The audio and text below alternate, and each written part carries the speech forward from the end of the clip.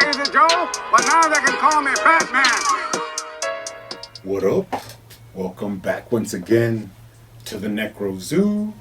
I am Bones.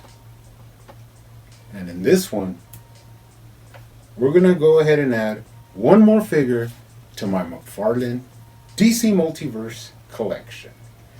Now, this time it will be the Todd McFarlane designed Wonder Woman. Now, I have been sitting on this figure for quite some time, but I finally got around to taking a look at her. I did pick up two of these, one for my collection and one to keep in my unopened DC Multiverse collection.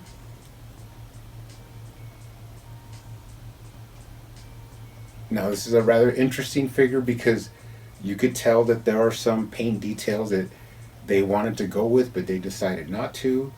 Don't know if that was a Warner Brothers decision or a McFarlane decision, but you could tell there's some things sculpted and some things that are unpainted. So we'll go ahead and take a look at her and see for ourselves.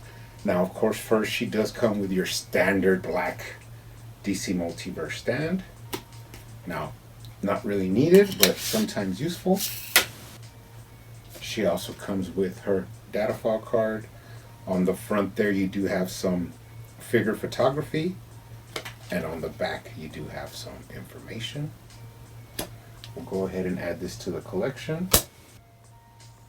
Now, accessory wise, she does come with two.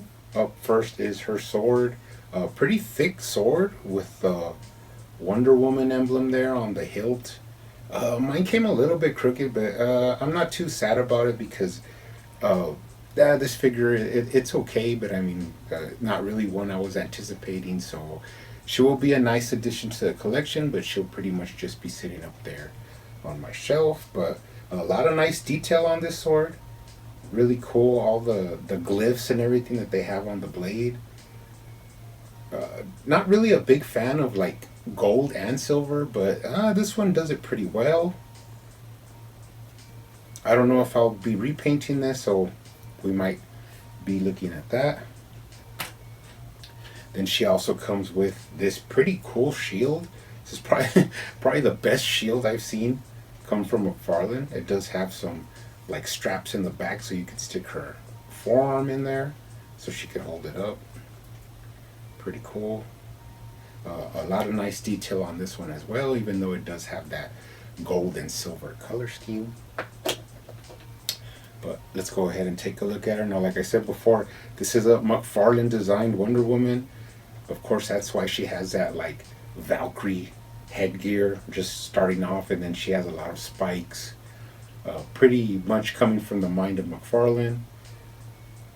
Now, of course, people pretty much have been saying that this is supposed to look a lot more like Angela from McFarlane, and they, for some reason, they decided not to paint in all the like skin parts. But oh well. Let's take a look at the head. Now, her head is a little bit restricted from the articulation because of her hair. She can look down very well, but not up too much. But you do have left to right, and then you can tilt your head for some character. Coming down, this is the first part you'll tell that they sculpted her belly button, but it is painted in a blue. So that means that they had probably wanted to do this more, showing a lot more skin, but someone decided not to. So rather interesting. Now, I really love the design. I just think that like different colors on here would probably help a lot. You could probably do another repaint on this and it'll look a lot better, but we'll think about that later on. She does have a cool little hitch there for her lasso. Wonder Woman emblem on the waist. She has like some tunics there hanging from the front and the back. Now, she does have that shoulder butterfly joint with the pauldrons that actually move with the arm. But she doesn't have a bicep swivel. What she does have is like an elbow swivel, so you get a lot of good range of motion there, but she only has single jointed elbows. But really nice work on all of her armor, I must say. There is a lot of attention to detail and really nice sculpt work. Got some gloved up hands there. All in all, really nice upper body. Really digging it. This is, of course, is going to match with that McFarlane inspired Batman. And who knows if he would make a Superman, how that would look. I mean, where is he going to add spikes to Superman? But he really should just finish off the Trinity. Well, then we'll have the Batman, the Wonder Woman, and the Superman, all designed by McFarlane. Now, going down to her legs, let's check out her thigh swivel.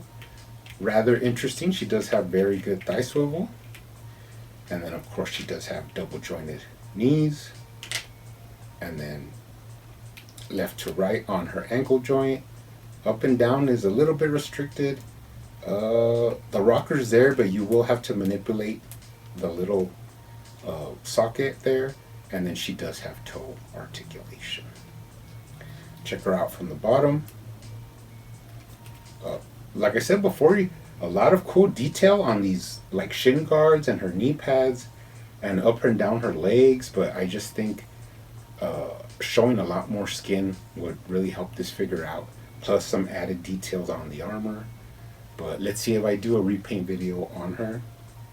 Check her out from the bottom. No treads. Moving up, more beautiful sculpt work. Now it's rather interesting.